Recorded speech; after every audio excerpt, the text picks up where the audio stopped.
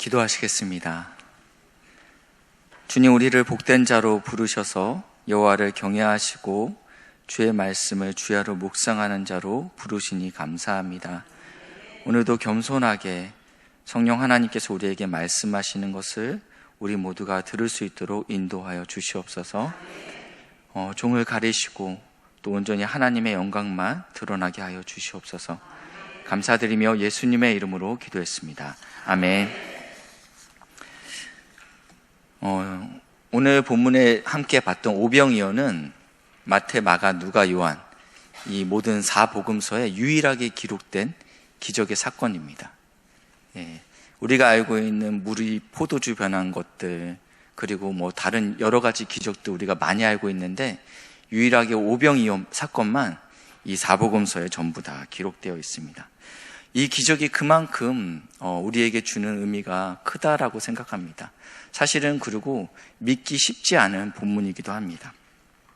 그래서 자유주의 신학자들은 이 본문을 해석할 때 한 아이의 헌신과 수고가 많은 어른들을 부끄럽게 했다. 어떠한 이야기인지 아시겠죠? 2만 명의 사람들이 있었지만 도시락을 내놓은 사람은 어린아이 한 명이었습니다. 이것을 본 어른들이 마음 가운데 죄책감과 미안함이 생겼기에 자신이 숨겨놨던 도시락을 꺼내서 모든 사람이 먹고도 남을만 했다라고 자유주의 신학자들은, 왜냐하면 설명이 되지 않기 때문에, 이 말씀이 논리적으로 이해가 되지 않기 때문에 이렇게라도 설명해야 되겠다라는 생각을 갖고 설명하려는 시도를 보였습니다. 그렇지만 오늘 이 기적을 일으켰던 분은 바로 하나님의 아들 예수 그리스도입니다. 그분이 창조하셨고 우리를 구원하신 분이십니다. 오늘 본문의 배경은 이렇게 시작됩니다. 예수님의 제자들이 둘씩 주의 복음을 전하기 위해서 파송받았습니다. 귀신을 쫓아내는 권능도 주셨다라고 말씀하고 있습니다. 놀라운 기적의 역사들이 이제는 예수님뿐만 아니라 그의 제자들을 통해서도 드러냈습니다.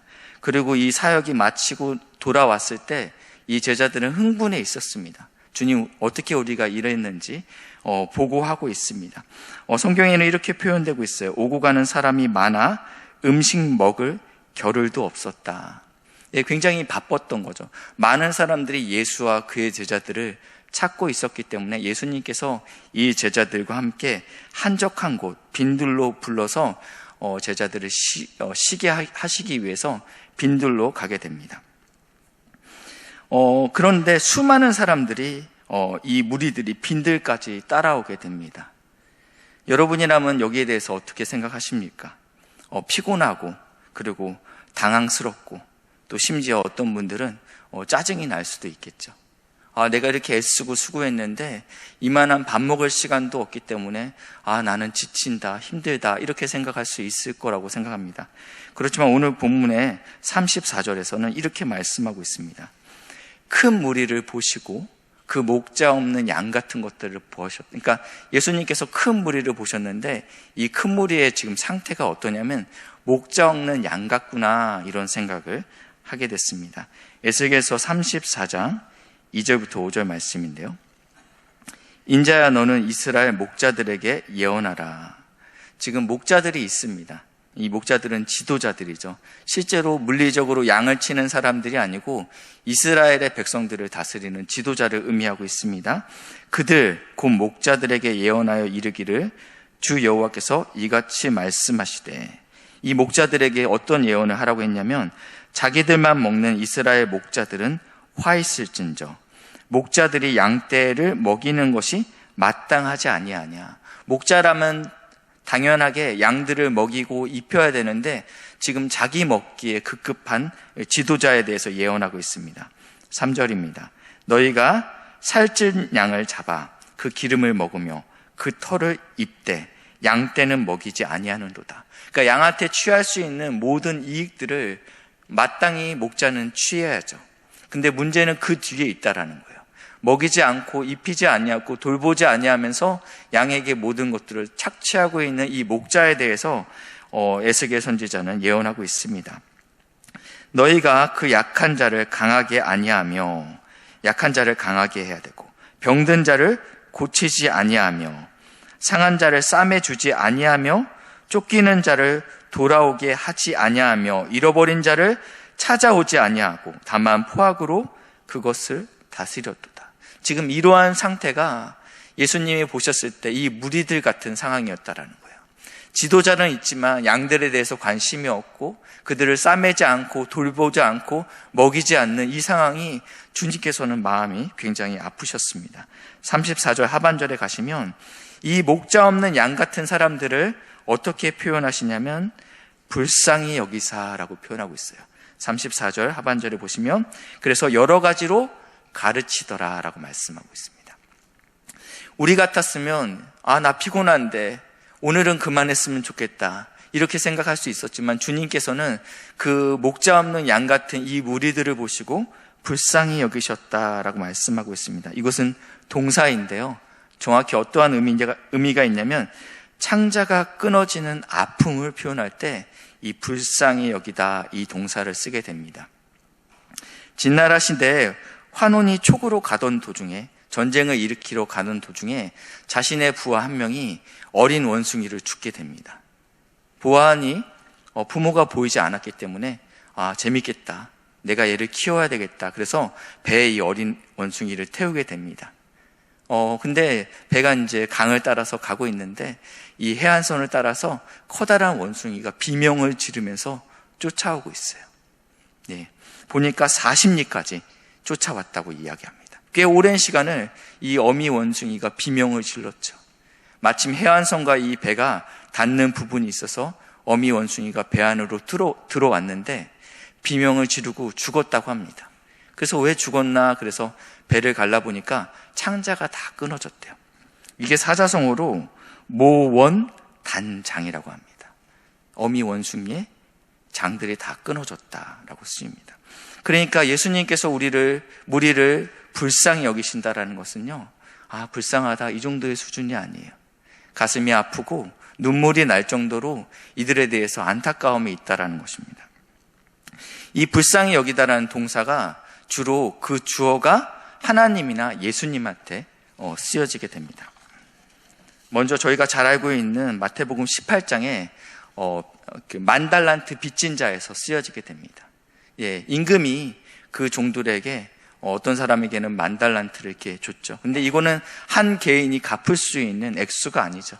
근데 이 임금이 너무너무 긍휼이 많으신 분입니다. 그래서 만 달란트 너 언제 갚을래? 그랬더니 이 사람이 자신의 주제도 모르고 얘기하죠. 제가 갚겠나이다 얘기하지만 주님께서는 이 왕은 뭐라고 얘기해요? 그 종의 주인이 어떻게 한대요? 불쌍히 여기사, 같은 단어입니다. 여기서 나오는 그 단어입니다. 그래서 왕이 불쌍히 여김으로 이것을 탕감하는 사건이 있습니다. 이것은 우리의 죄를 이야기하고 있습니다. 사실은 우리가 갚을 수 있는 능력이 되지 않죠. 이 죄의 문제를 해결할 수 없어요. 그런데 임금이신 하나님께서 우리를 불쌍히 여기사 이 죄를 탕감한 사건을 두고 이 동사를 쓰입니다. 두 번째는 누가복음 15장에서 쓰이는데요. 여러분 잘 아시는 탕자의 비유에서 이 동사가 쓰입니다.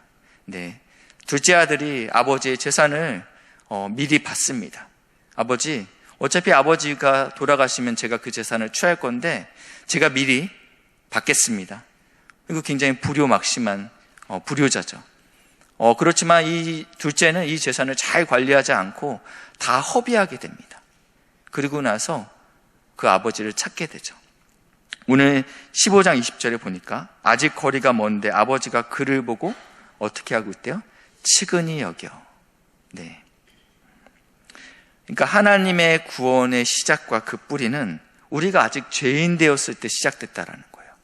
우리가 봐줄만 하고 온전하고 가능성이 보일 때 시작하는 것이 아니고 하나님의 구원의 시작은 우리가 아직 죄인 되었을 때 불쌍히 여기심으로 시작됐다라는 것입니다.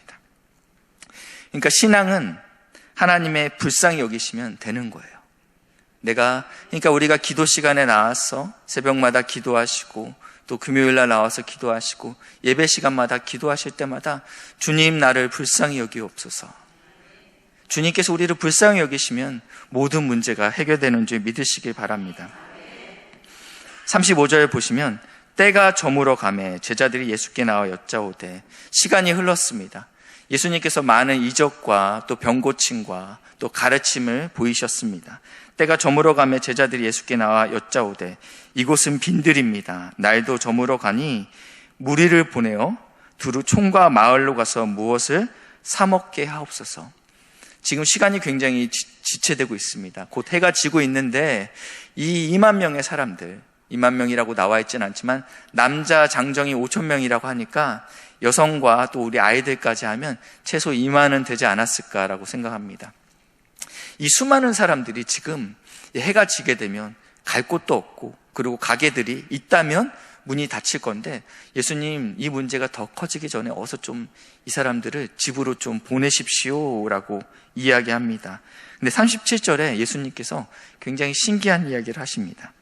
대답하여 이르시되 너희가 먹을 것을 주라. 요한복음에는 앞에 이렇게 쓰여 있습니다. 갈 것 없다, 보낼 것 없다, 가서 먹을 걸 사러 갈 필요가 없다, 너희가 먹을 것을 주라라고 말씀하고 있습니다. 그러니까 제자들은 당황스럽죠.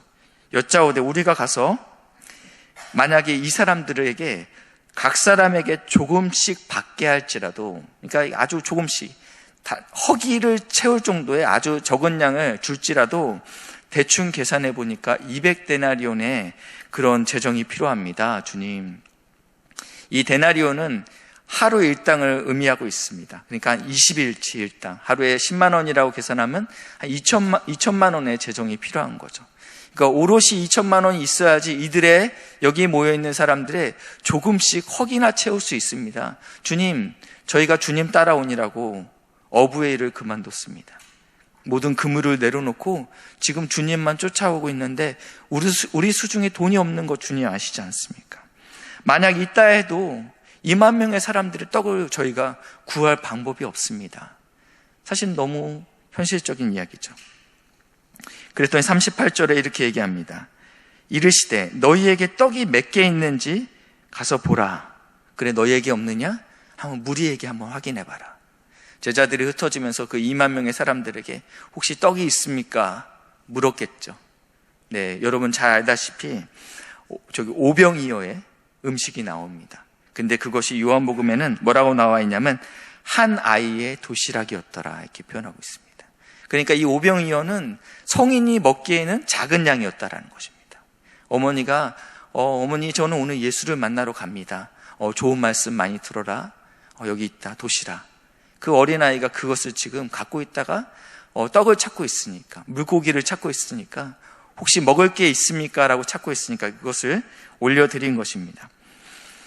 제자들에게 명하사 39절입니다. 모든 사람을 때로 지어 푸른 잔디 위에 앉게 하니 5천 명이 되는 장정들이 원대로 배불리 충분히 떡과 물고기로 배를 채웠습니다.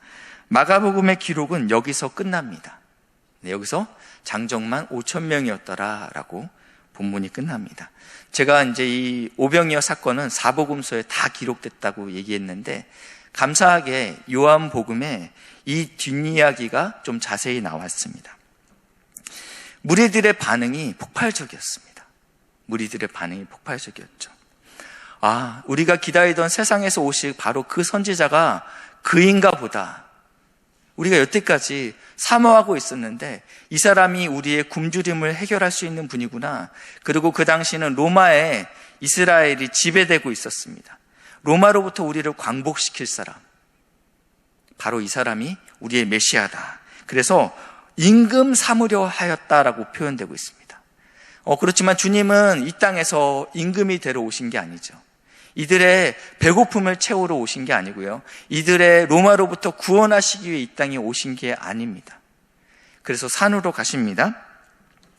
그리고 이제 무리들은 흩어지고 제자들도 흩어졌습니다. 제자들은 먼저 배를 타고 가버나움에 도착해 있고, 예수님도 곧 따라서 물을 걸어서 가버나움으로 가시게 됩니다. 아침부터 일어난 사람들은요, 어저께 먹었던 떡이 생각납니다. 오늘도 주님을 만나러 가야 되겠다. 그래서 그 예수님을 찾기 위해서 찾다 가버나움까지 갑니다. 그래서 전날에 떡을 먹은 무리들이 예수를 찾아 이렇게 얘기합니다. 랍비여, 선생님, 언제 여기 오셨습니까? 어저께는 분명히 저쪽에 있었는데 언제 또 여기까지 오셨습니까? 여기에 대한 예수님의 답이 26절에 있습니다. 예수께서 대답하여 이르시되 내가 진실로 진실로 너희에게 이르노니 너희가 나를 찾는 것은 표적을 본 까닭이 아니요 떡을 먹고 배부른 까닭이다. 말씀이 좀 어려운데요. 사실은 저희가 이번 주 새벽에 계속 이렇게 마가복음 말씀으로 설교를 했습니다. 예수님께서는 온 고을을 다니면서 아픈 사람을 치료하셨죠. 심지어 모든 의원들에게 고통을 받았던 12년간 혈류병 앓았던 이 여인이 예수를 만지자 그의 혈류의 근원이 마르는 놀라운 기적들을 보게 됩니다. 그리고 군대 귀신이 들렸던 사람이 멀쩡하게 그 귀신이 쫓아내면서 옷을 입고 예수님 앞에 무릎 꿇는 현상들도 이 무리들은 보게 됩니다. 그리고 갈수록 더 심해지는데 나중에는 죽었던 여인 야이로의 딸이 다시 살아나는 놀라운 기적을 보게 되고 어저께는 2만 명의 단체 급식을 예수님께서 하는 기적을 보입니다. 예수님의 놀라운 기적들이 갈수록 보이는 거예요. 여러분 혹시 그거 아십니까? 예수님께서 병을 고쳤던 그 사람은 언젠가는 다시 병이 들 것이고 예수님이 살리셨던 야이로의 딸은 반드시 결국은 죽게 될 것이고 그리고 2만 명 먹였던 이 사람들은 다시 배가 고플 것입니다. 그러니까 예수님이 말씀하셨던 건 이 기적 자체에 주목하지 말라라는 거예요.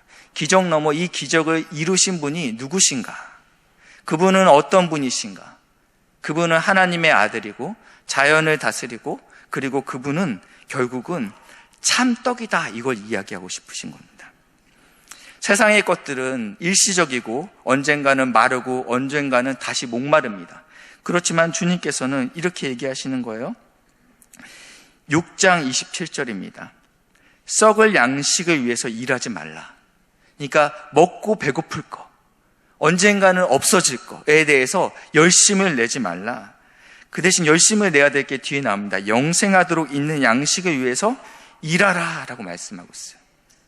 이 양식이 누구십니까? 35절을 보니까 나는 생명의 떡이다 라고 예수님 말씀하세요. 지금 너희가 먹는 것들은 결국은 다시 배고플 것이고 다시 아플 것이고 다시 죽게 되지만 나는 영원하다라고 말씀하고 있는 거예요. 생명의 떡을 위해서 일하라, 열심을 내라라고 말씀하고 있습니다. 28절 보실까요? 그들이 묻되 우리가 어떻게 하여야 하나님의 일을 할 수 있습니까? 일을 하라고 얘기했잖아요. 영원한 것을 위해서 일을 하라. 우리 다 영원한 것을 위해서 일을 하고 싶잖아요. 하나님의 나라를 위해서 하나님의 일을 위해서 일을 하고 싶어서 지금 질문하고 있습니다. 29절 보니까 예수께서 대답하여 이르시되 일이 뭔지에 대해서 이야기하고 있습니다. 같이 읽겠습니다. 시작.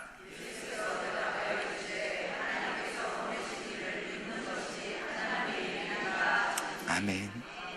하나님께서 우리에게 놀라운 것들을 요구하지 않았어요. 야, 네가 헌신해라, 수고하라, 애쓰라, 더욱더 전진해라 라고 이야기하지 않고 하나님이 보낸 나 예수를 믿는 게 무슨 일이래요? 하나님의 일이랍니다. 하나님의 일은 예수 그리스도를 믿어드리는 거예요. 그분이 어떤 분이신지 믿어드리는 거, 얼마나 위대하시고 나를 위해 행하신 일이 무엇인지 믿어드리는 것입니다.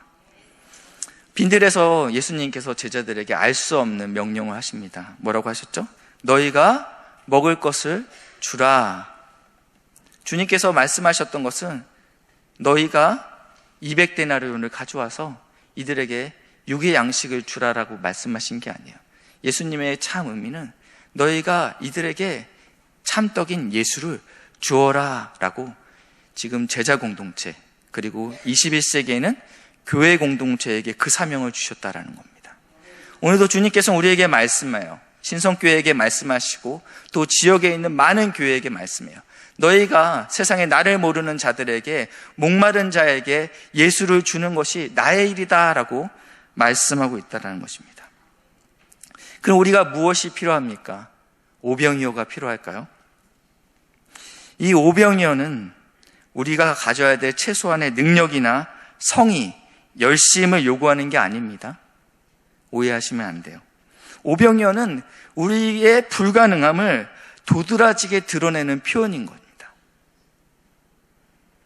오병이어로는요, 어린아이 1명 먹이는 거가 전부예요. 그래서 주님께서 교회에게 오병이어를 요구하시는 게 아니라는 겁니다.